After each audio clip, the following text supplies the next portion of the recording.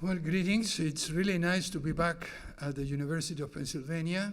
I spent many, many years and hours going around this area, although it has changed quite a bit since the time I was here, both as student and then 15 years later as a visiting professor. So it's really very nice to be back, and I want to thank the invitation of Perry Ward House to really allow me to exchange some ideas and views with all of you.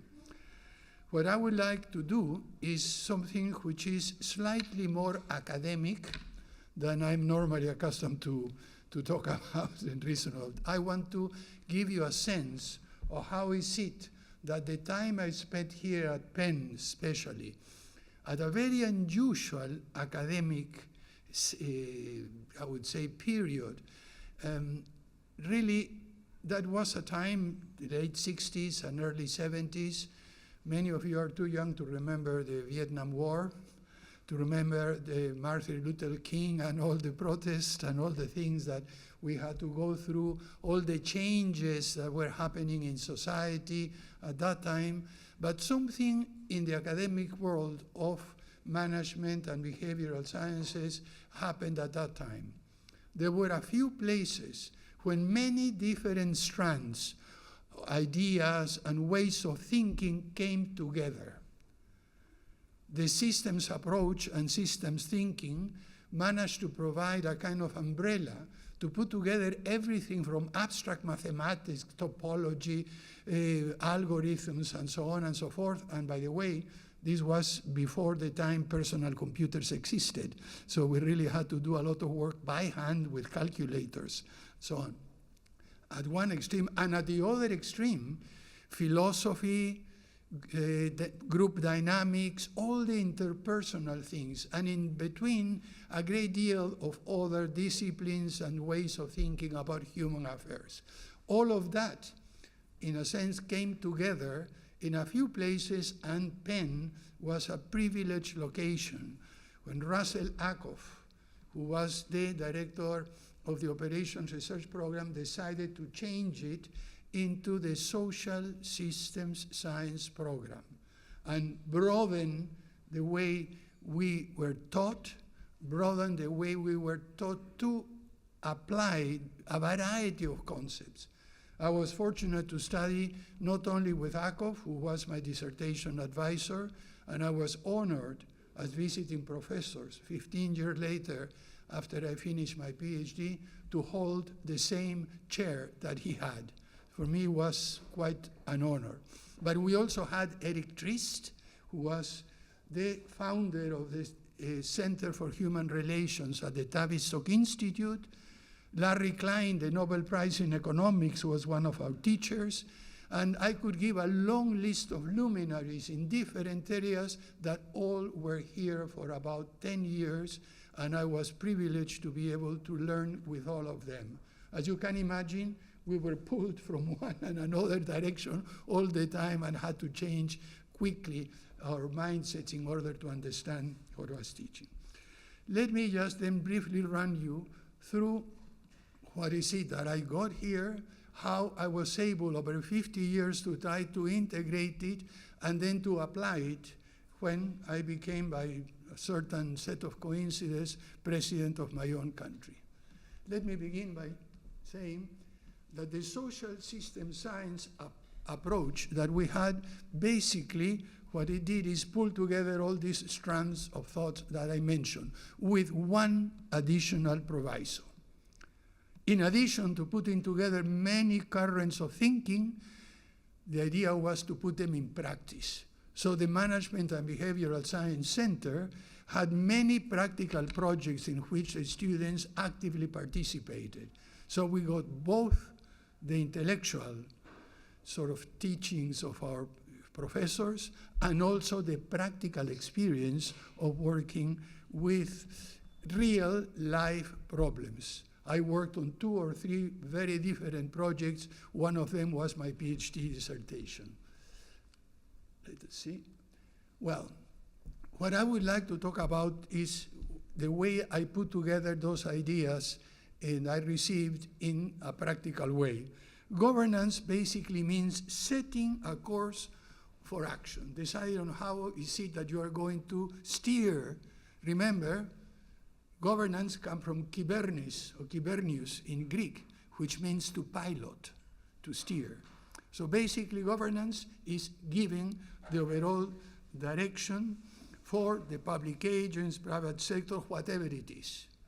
People use it in government, but it's not only government, it's also in corporations and so on. The second thing is planning. And according to Ras Akov, planning is anticipatory decision making. What it is basically you imagine a situation you are going to be in the future, and they say, when that situation comes, then I will do that or the other. You make a decision in anticipation. And we do that all the time. When you're going to cross the street, you have already planned, decided in an anticipatory manner whether you're going to go to the right or to the left, and so on. So planning is simply anticipatory decision making. But then we also have, management. And management is the process whereby you transform anticipatory decisions into actual decisions as time passes. If the future keeps on coming closer and closer and we have made some anticipatory decision, when it becomes the present, we transform that anticipatory decision into an actual decision. And that is management. Of course, the situation may have changed in the intervening time, and you adjust the actual situation in order to conform to the realities of the present situation. It is fine, but then comes a different set of activities that have to do with reflection and learning. You remember what Socrates is supposed to have said, that an examined life is not worth living? Well, decision-making that is not re-examined or examined is not worth making. So that's the only way you can learn. By the way, the only way we learn is by making mistakes. This is what Ras Akov used to say. Because if you never make a mistake, either you're not doing anything, or you know everything, so you don't need to learn. So the only way to learn is by making mistakes. But make a mistake only once, maybe two. If you make them all the time, then I'm sorry, you are incompetent. Anyway. Well, so that's reflection and learning. And what I will try to tell you briefly is the experience of the transition government, then leave some final remarks, and after that, we'll have some time for questions and answers. Well, let's get to governance, setting the course of action. What do you do when you face a situation? Well, because we are academics in a university that has a business school, a public management school, and so on and so forth, the first thing we need to do, is to differentiate between the sectors, the private, social, and public sectors, and they are very different. And their objectives, their ways of working are quite distinct. And you really have to change your makeup, your mental makeup when you move from one to the other. And those of us who have been in academia, in the public sector, and in the private and in civil society know it very, very well. But then the second most important thing is to distinguish between the situations that you face. Are you facing a circumstance? Are you facing a problem? Or are you facing a condition? Actually, a circumstance is something that is relatively simple. The rules have been predefined, and you just simply go through the motions and apply the rules that have already been defined. And we all face circumstances that do not require a great deal of thinking.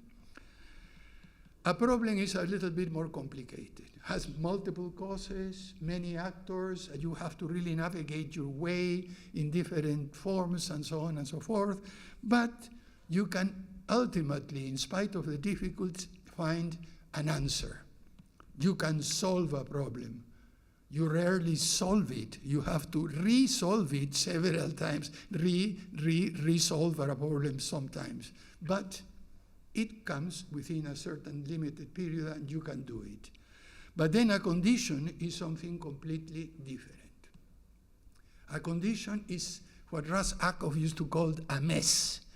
It's a convoluted set of causes that have long histories, that had no simple way of characterizing them, that change continuously, and so on and so forth.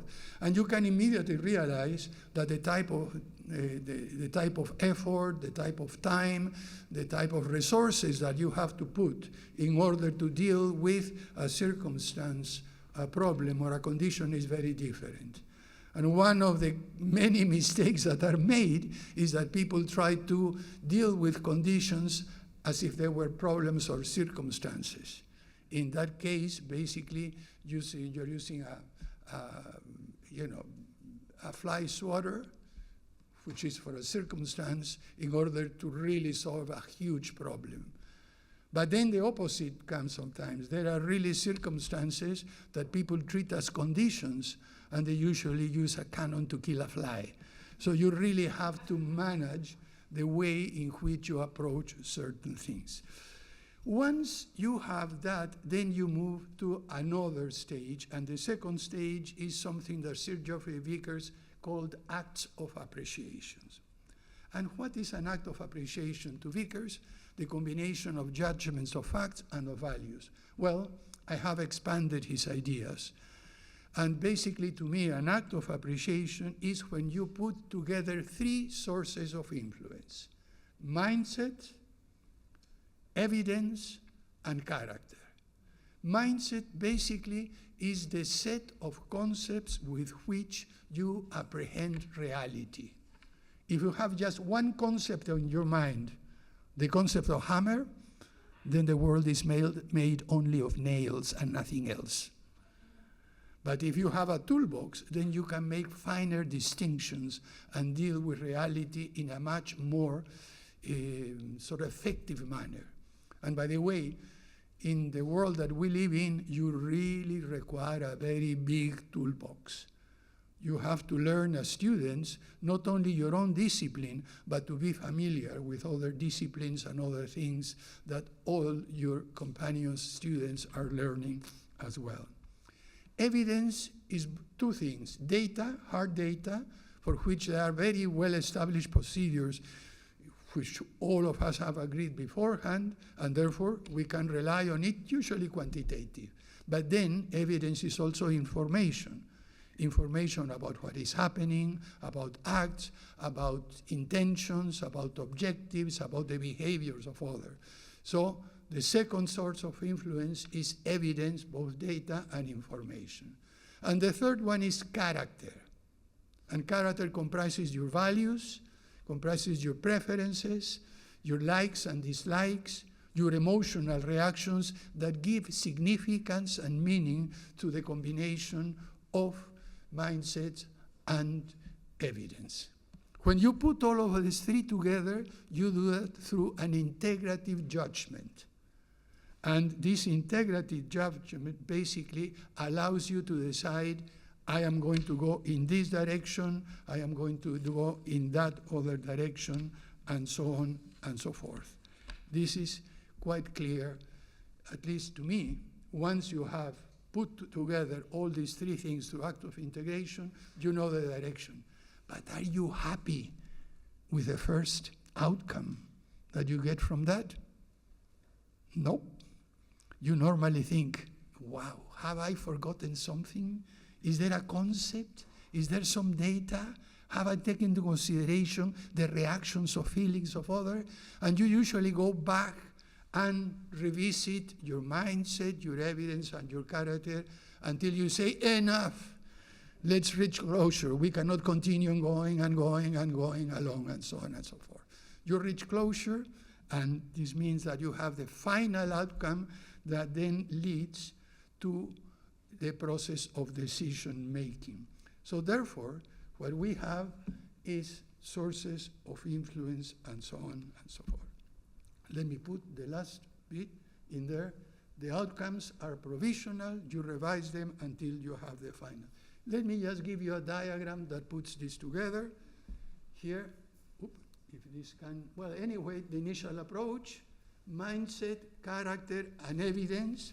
And then the red thing is basically the integrative, the result, the outcome that will come from the integrative judgment. But you also have to consider something else that I only was able to add to this conceptual framework recently: leadership styles. And I think it's important to go through that a little bit more before getting to the outcomes in there. In terms of leadership styles, where is the computer? It's not moving. Okay. This is, by the way, sort of the sources of influence I just described, so I'm not going to go that for the sake of time, otherwise we'll really run out of time for your questions. But basically, and I'm sure that you can distribute this presentation later to all of you who want it, is the process of putting together mindset, character, evidence, and I try to describe the judgments of rationality, judgments of reality, and judgments of values that make the acts of appreciation. But then going to the leadership style, it has gone back. Sorry, where is the computer so I can direct it to it? Here it is. In addition to that, you have to decide how is it that you are going to lead. And following some additional work that was done by many, many years ago, I try to distinguish between material, rational, and emotional. I won't go into detail with that, but basically the material is, you do this, you force things to do. The rational is you persuade the other person. And the emotional is, no, we are like the same, so you must follow me. The difficult thing is how to manage the combination of those styles of leadership. Well, some of you, not all of you, have children. And you realize very well that there are times when you have to really be very firm and say, do this, other times when you have to argue with them and give them reasons, and other times when you have to appeal to the bond between parent and child.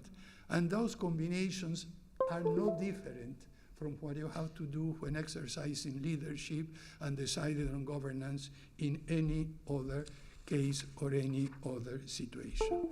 But let's finish quickly with governance. Once we do that, we have to move to the next stage. How do we go? To planning. I just say that planning is anticipatory decision making, so I will go quickly with that. If this thing works, you have to. Just ask them to advance it. Yeah, someone can move it then to the next, because I guess that the battery has gone dead. Yeah, that's the problem. Okay. Well, anyway, anticipatory decision making requires first to define the system. What are the boundaries? Yeah, the boundary, the system, the temporal horizons. Once you say we're going to go that direction, then what is it that I'm going to be doing in practical terms? You have to take a look at the context, the environment, the task environment, those entities in the environment that have a direct relationship and those that have an indirect relationship, and how you can rearrange that. I have many examples of good planning that basically makes some things that you had no direct relation to in your context to make them closer and to have a direct relationship with you, or vice versa. But anyway, so the system that you're dealing with has an environment that you have to know about it. You have to diagnose your internal capabilities, your projections, potentialities, range of possibilities, and beyond that, you have to see where do you want to go. You have given a general direction, but the specific place that you have to go has to be better defined, and you need to do that in planning. And finally comes to the creative part. If we are here, we know the general direction, we know the possible futures. How do we get there? And this is when you become creative. This is when you begin to think out of the box. Why don't we do this, do the other, and multiply your options until you have enough of them, and you have to elaborate a framework for strategic choices.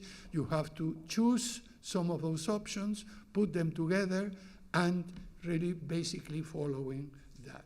In diagrams, this is the planning process, the system, the environment, desired futures, and finally, you get, by the way, this is what I did at the World Bank. My report was a framework for strategic choices in which basically mapped what the World Bank could and should do in the 1990s. I was chief of strategic planning between 1987 and immediately after I left Penn, by the way, as visiting professor.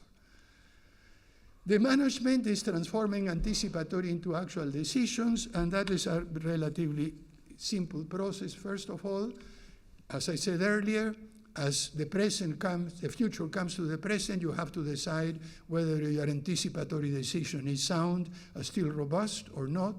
And Henry Mintzberg, one of the scholars in the field of planning, distinguished between deliberate and emergent strategy for this purpose. You have to change your institutional and organizational arrangements, define the priority and sequence of activities, and you have to allocate resources. Once you do that, you have to register your decisions and communicate them so that others know about them. You have results and impact, which means you have to follow up and monitor, but something that many people forget, especially in politics. In addition to result and impacts, you also have collateral effects and second-order consequences. People focus on results and impact, and they forget that by doing that, I am basically doing something to someone else, which basically is going to come back against me. So you really need to consider potential collateral effects and second-order consequences. Is this decision going to restrict or open up my options for the future? This is the way in which we finally get to see the evolution of the system and the ways we are going. Once again, putting it in the graphical terms, just simply for those of you, basically the system evolves as a result of governance, planning, and management, in a sense. And let me put it all together just for fun. Integrating this. Here you had what I said, acts of appreciations, the outcomes provisional, and you go back and forth until you reach closure. Then you move to planning.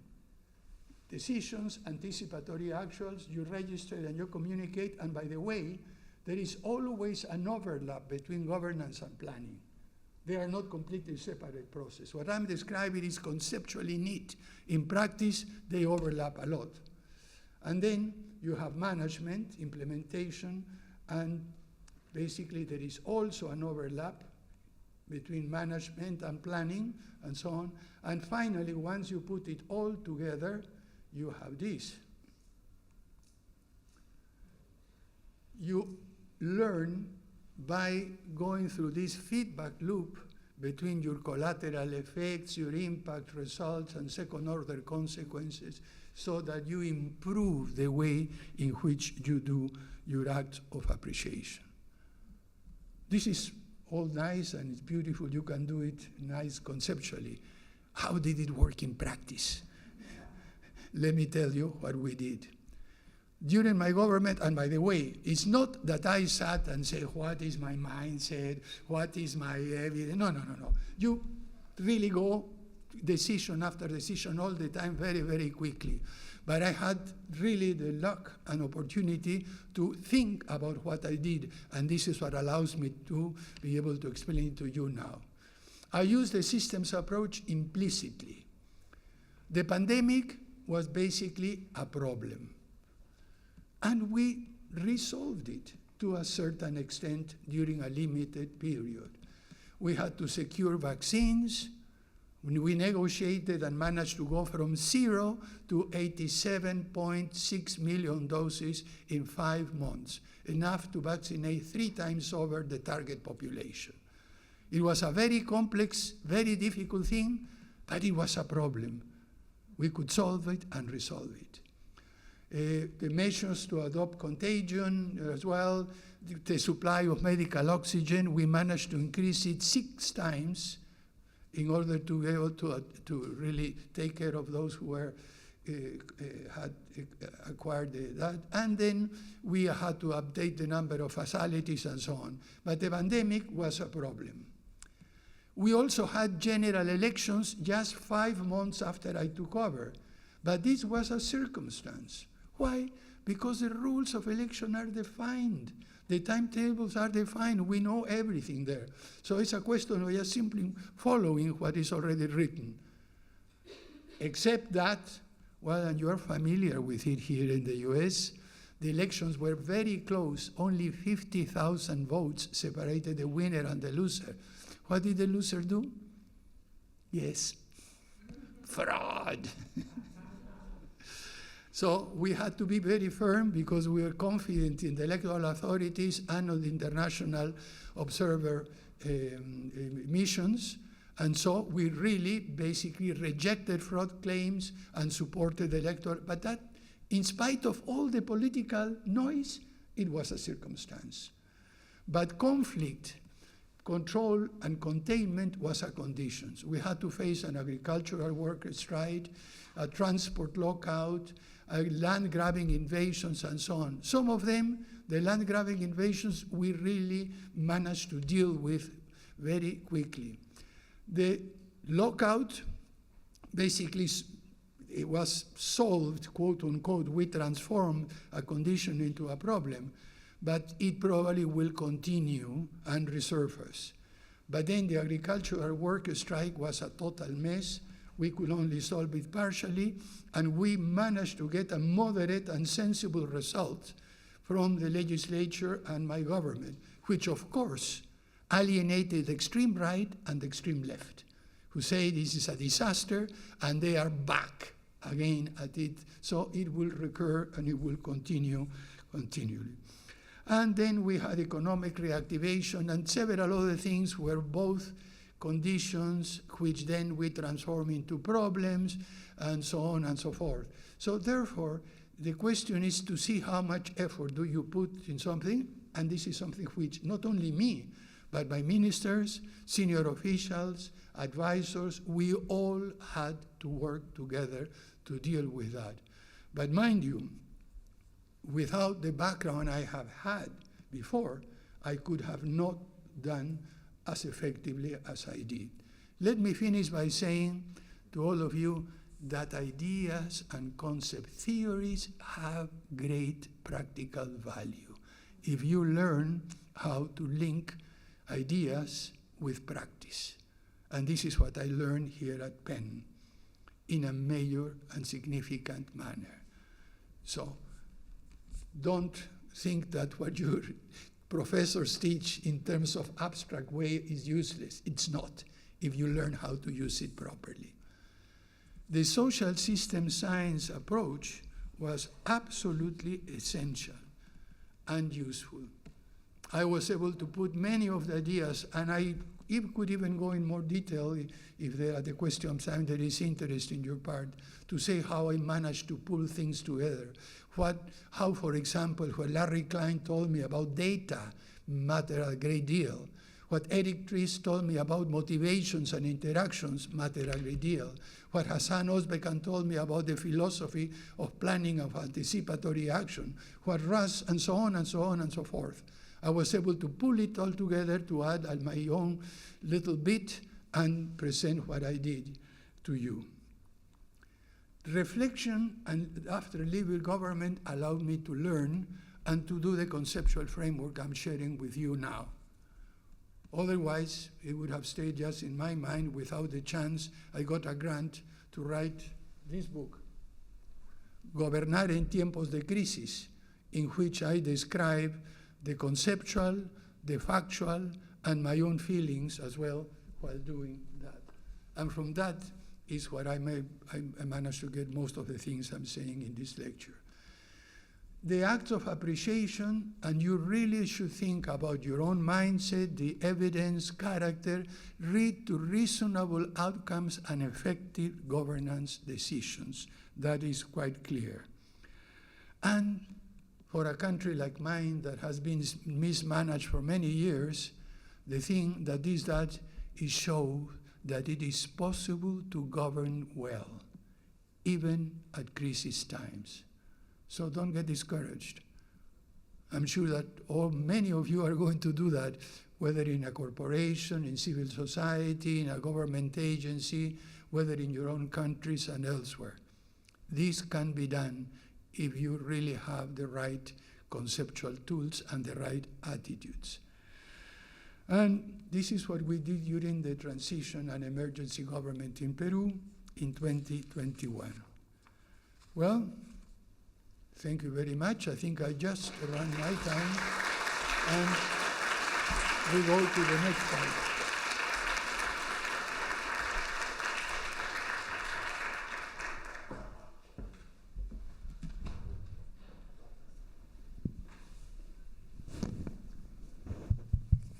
Hello. President Sagasti, thank you very much for what was, particularly for me that spent 3+ years in the White House, the National Security Council. I left in March.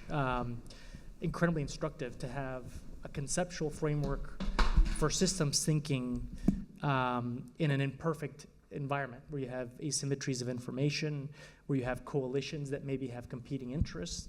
And I think central to, in my view, your experience of coming into government is a question of character.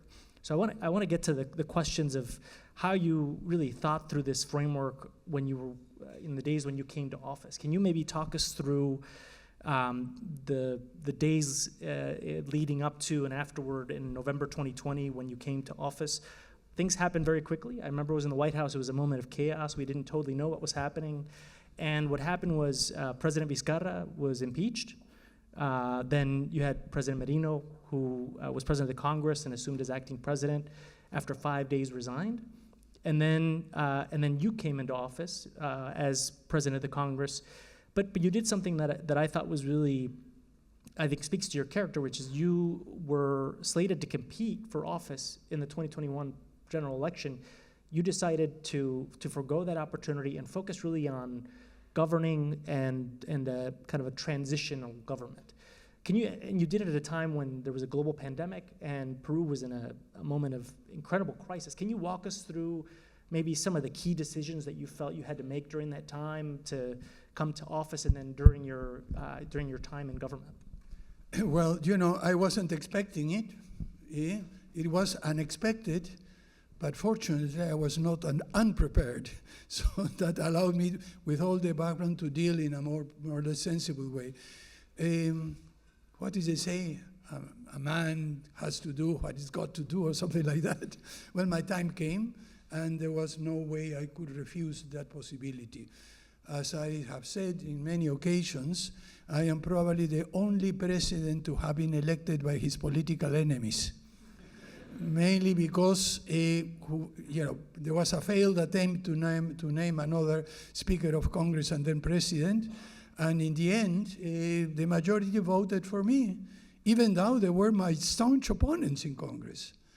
And they assumed that because the situation was such a mess, I would fail quickly, and then they would have the chance to come back. I'm sorry to say, or I'm glad to say, I disappointed them. But it was quite a crazy combination, because I wasn't expecting it, and so on. I stayed at my house. My house is in La Molina. Those of you who know Lima, is very far away from the center, and it takes about 45 minutes to drive there. In the end, after a lot of discussions, finally a slate was agreed in which I was going to be speaker and then president and so on. And then they told me, well, Francisco, you must come quickly because 1 o'clock is the deadline in order to submit the candidacies.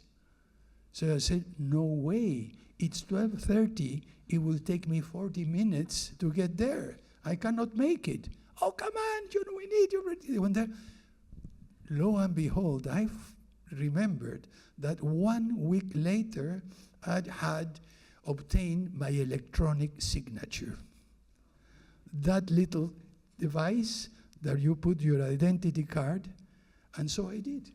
And if I hadn't done 1 week before, I wouldn't have been president. Just to tell you a series of contingencies that lead you where we are. Once I got there, I had to improvise a speech because I wasn't planning. As between 1 and 4, I drafted a speech which ended up quoting one of the Peruvian poets, César Vallejo, and that really got me the moniker of the poet president. It was ridiculous. But anyway, what Vallejo says at the end of that poem, which is called Considerando el Frío, he ends up by saying something like this: you know, I don't know you, I don't care too much about you, but in the end, I see you coming to me, and I hold you in an embrace. Emotion with emotion. That was it. And this is the way I ended my speech. I think this is what we need to do in Peru at this particular moment. From then on, just I walked to the palace and then say, well, let's get down to business. I managed to name a cabinet in less than 24 hours. It remained most members. Unfortunately, 2 of them had to resign because of irregular vaccinations, and another one had to resign because of a mistake in the Ministry of the Interior. But the rest worked with me, and we really got into the business of solving the problems, dealing with circumstances and facing the conditions, and left 8 months and 11 days later with the country in a much better situation than we found it. Unfortunately, they messed it all up. I almost said a bad word. Well, I would say, I mean, it's particularly commendable for somebody who were a founder of the Morado Party, the Purple Party, and you set aside your own political aspirations really in the name of really being able to govern. So I think appropriately named the art of governance here is one where sometimes you have to put the future of your country above your own personal ambitions. I think that's notable. Sticking though with the pandemic, you came into power at a time when a region, the Western Hemisphere, Latin America, and the Caribbean, had a very high rate of infection, high rate of mortality. Peru was one of the countries most impacted, and there was a lot of disinformation around the efficacy of vaccines around the pandemic, particularly in Peru. And I remember that as being a challenge that we worked on and were very focused on. How did you manage the disinformation, the mass protests around the pandemic, to really try to be able to provide vaccines and tackle the pandemic during your tenure? And I want to highlight, I think, something the Penn community knows. The mRNA vaccine was developed here as a gift to the world. But I mean, as a Penn alum, how did you actually navigate these challenges once in office? Well, I think that the way I did it was to adopt a completely different style of governance and governing. What do I mean by that? We told the people things as they were, not as we would have liked them to be or others would have liked them to be. This is what, you know, you have so many years, you know what politicians do. They try to pander to the audience. I never did that. So that changed. The second thing I did, and I very clearly stated, I won't promise anything I cannot deliver. So when people are asking, you should do this, and say, well, no, I'm not going to do it. Yeah, but what your predecessor said. Yeah, my predecessor said he would do it, I didn't do it. Well, I know I cannot do that, so I will not promise that. That led to fights you can't imagine, because they were accustomed, in some cases, especially in labor management relations, the union leaders would come out, the government has promised this, oh, that's a victory, and they knew it would never happen. But when I told them, no, I won't promise that, they really got angry. So that was a second thing in there. And also to deliver what I promised. So those things changed completely the logic. And by the way, it made all traditional politicians hate me completely, and they still, you know, you should see the social networks, those who oppose me, really they try to invent crazy things because they know they can have nothing to pin on me. And the main objective was to inject trust in government, and also to instill hope for the future. And that was the constant thing I tried to do. And people were so accustomed to different things than that it jarred them, and it was great. You will know when the last time we met before we met here was in Washington, D.C., when he was in a very high position, and your ambassador, Lisa, in Lima, who's a dear old friend, really thought very highly of you, by the way, one of the top civil servants in the White House in there. But when we discussed at that time, this was one of the topics, what happens in politics at present. And I tried to tell you that, unfortunately,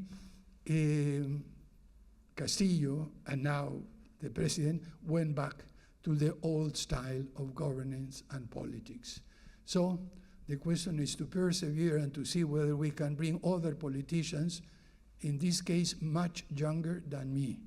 I don't have the energy, and I don't have the stamina required. I'm close to be 80. And by the way, this doesn't mean anything in the context here at all. I'm just speaking of myself in that sense. You know, I'm not going to run for office again, at least not for president.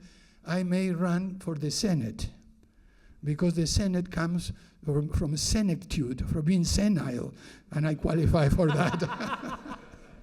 Well, Mr. President, if I could stick to, and obviously this is public, so the question of governance today. I mean, who is fundamentally right now, who is governing in Peru, given all the challenges that they're facing? Well, what we have is a very messy situation, which I have described in one interview I gave, a kind of anarchic authoritarianism. There seems to be a contradiction, but not. What you basically have is a set of very minute group and personal interests in parliament, in very, very scattered, that come together when a particular issue motivates them to join forces. Ideology, background, doesn't matter. If we agree on this particular thing, then it doesn't matter where you are, extreme left or right, and usually it's about corruption, it's about impunity for misdeeds committed before and so on. It's about getting special interests catered to and so on. So they come together in very specific circumstances from purposes that have nothing to do with the common good. And they are able to impose that on the country, primarily because we have a very weak executive who can be impeached and vacated like that, and they want to stay. So therefore, it's a very unstable, and this has been the result of a parliament that has changed the basic rules of political sort of convivencia, how you say that? Cohabitation. No, not cohabitation, but basically living together.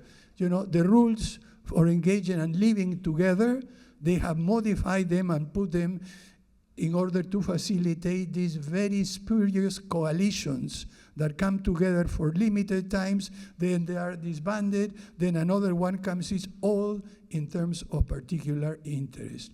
And this doesn't bode well for the country. And that's certainly not unique to Peru. We're going to get to the student questions. I have many more for you, but when you see, particularly in a democratic regime, it becomes challenging to actually advance constructive policy outcomes when you have some of these coalitions that are developing. They're amorphous. They don't really have an agenda. They're driven by different, I think, competing, sometimes either ideology or economic or even criminal interests. In some cases, it's something that you're seeing throughout parts of Latin America that pose challenges to governance throughout the hemisphere. And the question of how does a democracy deliver is really a question of, I think, one that you address in your framework, is that governance, the art of governance, requires you to bring a coalition around a single idea, a single outcome, recognizing that you're not going to please everybody, but that you need to inform, you need to actually consider not just political, but private corporations, non-state actors as legitimate actors in policy.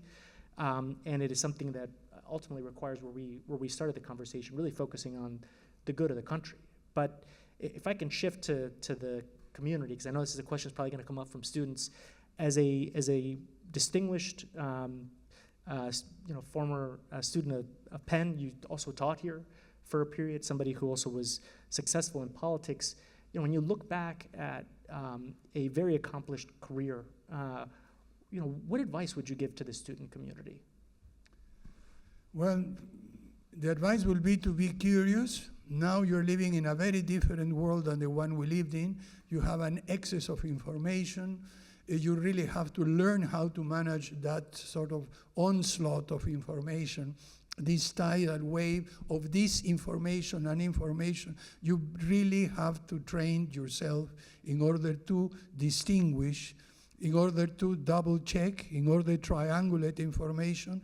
Never react to anything that you see in social networks or in the media until you have checked it. So if your impulse is to answer something that you received, just hold your hand, don't use the mouse or anything, and simply stop and think. That's the first thing.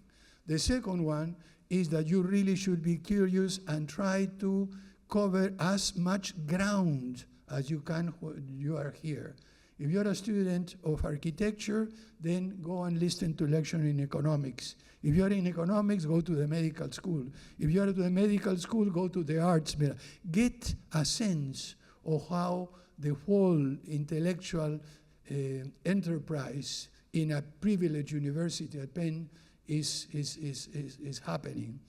And really train yourself in as many different things. Doesn't mean that you have to have you be an expert, but you have to have the basic knowledge about other areas that you can't imagine that they will come together, but they will come together in a few years' time.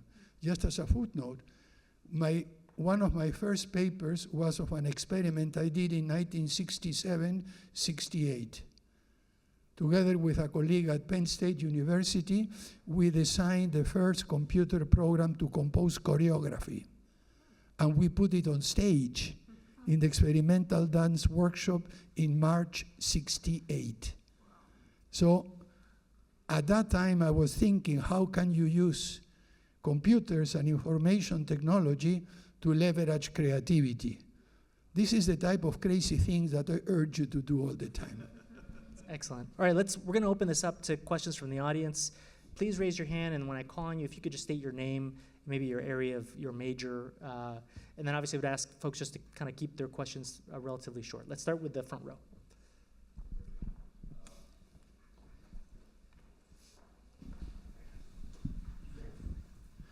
Hello, Francisco. My name is Jaime. I'm from Peru.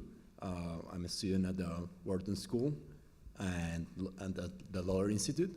So I have a question for you. What do you think what's your vision for Peru in the upcoming years? How you think things are going to evolve there and in the rest of the Latin American region? Well, that's a very small question. How many hours do we have? But I will just answer it in 2 or 3 statements. First of all, Latin America, and I am sorry about those who are not from Latin America, but Latin America, and especially South America, is a privileged continent. There is no other region of the world that has all that we have. First of all, we are more or less isolated, so nobody can invade us by land, which is not the case in other places. Second, we have a diversity of diversities. We have a biological diversity, ecological diversity, diversity of energy sources, diversity of soils, diversity of forests, diversity of fisheries, diversity of minerals. You name it, we have it. There's no question about that. We have a cultural diversity as well. We are a mixed population from all over the world, from Europe, from indigenous peoples, from Japan, China, Europe, everywhere, Africa, etc. So we have all the elements to really face in an effective manner what happens in the future. And Peru in particular does that. Well, the joke goes that when God distributed all these resources throughout the world and gave so much to Latin America, all the other regions complained.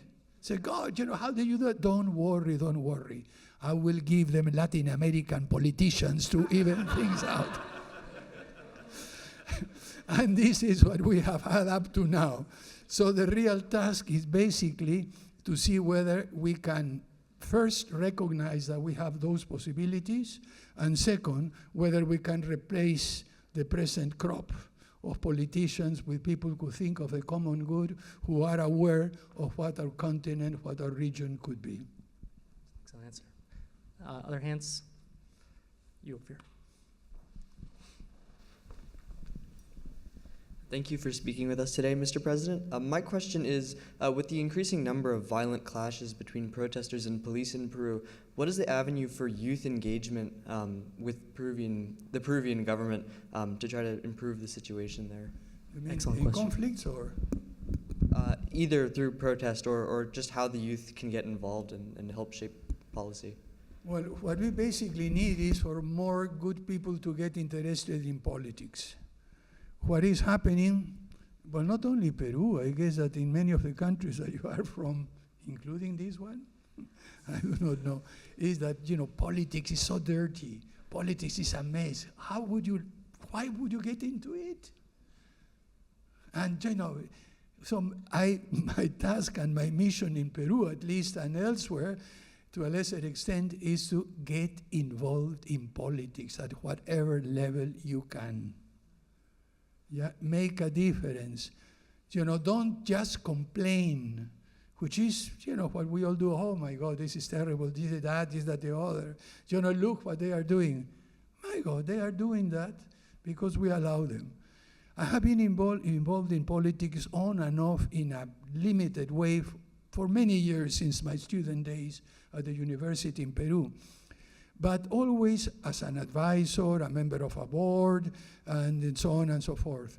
And then one day, when I was the chairman of one agency, it's not completely pro bono activity, and we managed to do wonderful things with a group of people that were there. One high-level government officials blocked a $100 million loan from the Inter-American Development Bank for science and technology, which is the area I was working on.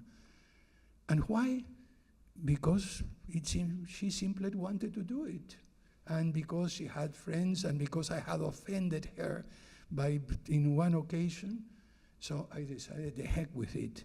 I'm not going to be anymore at the mercy of someone who makes silly, stupid decisions for no good reason. I might as well make the decision of getting involved and reach those positions by standing for elections. And so I did, unfortunately too late. I ran for Congress at the age of 70-something, so I should have done that earlier. Don't wait so long. Get involved more quickly in electoral politics in wherever you are and try to do the best you can.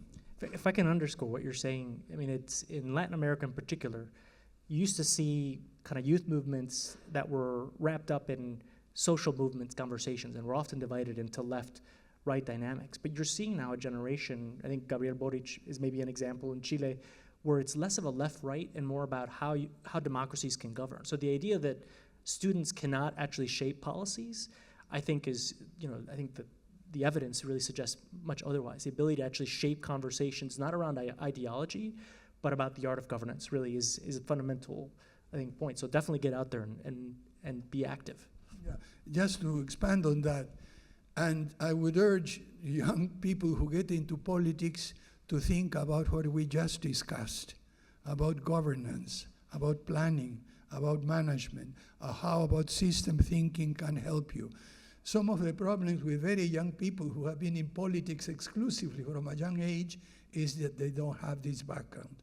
You are extremely lucky that you are acquiring that at one of the best places to do so. So get involved, and on top of what you know, participate actively in changing the situation and making a better future for yourself and for your children. Excellent. I think we have time for one more question. I see only guys' hands up. Do you have any women that have? Right here,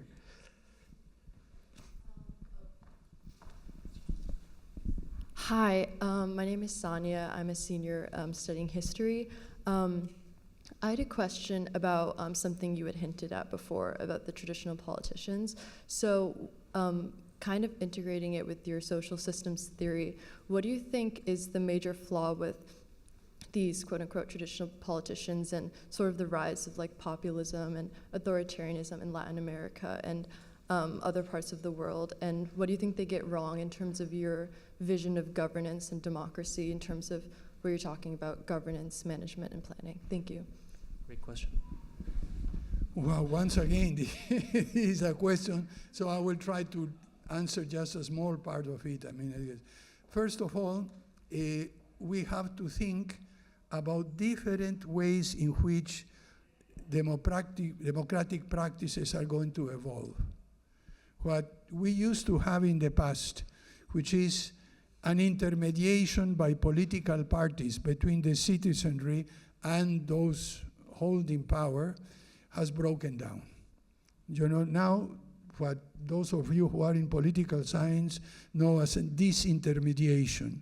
So now citizens can go all the way directly through a variety of means. So this requires a different way of doing politics. This requires, if you wish, a network party, a network political party. By the way, when someone translated that into English, un partido red, they, instead of translating a network party, said a party network. And, and everybody was very happy to join it in a sense. Well, anyway, what I'm trying to point out is that now we are beginning to test different ways. I described earlier, in the case of Peru, you have these coalitions which are specific in order to obtain particular benefits for their own groups, their own things, self-serving. But you can also do the same type of things for the good. So the question is to first define boundaries. What is acceptable and not acceptable in terms of democratic practices, corruption, authoritarian governments? Those who are beyond that level, so you simply don't engage with them.